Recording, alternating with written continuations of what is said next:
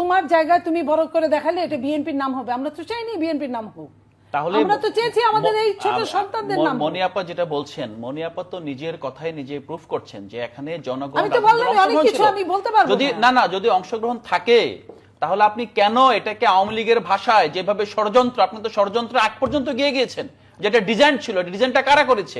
আপনি এটা বলছেন যে দেখা যায় না।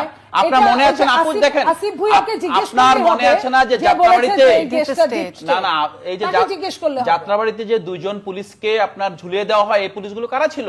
তারা তো স্নাইপার ছিল। জনগণ সেখানে বাসায় উঠে একদম খুঁজে ওখান থেকে বের করে নিয়ে আপনার সেখানে ঝুলিয়েছিল। সেই জায়গা থেকে না আমি স্নাইপার ছিল না, আলাউদ্দিন বাংলাদেশের পুলিশের সেই যে দুজন ছিল তারা তো স্নাইপার নাই।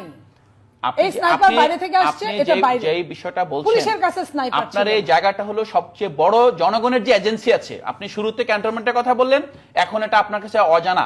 আপনি এটা কিভাবে বলতে পারেন অজানাটা? জনগণ যেভাবে রাস্তায় নেমে এসেছে, যেই প্রিকন্ডিশনস তৈরি হয়েছিল, সেই জায়গাটাকে বোঝার চেষ্টা করেন।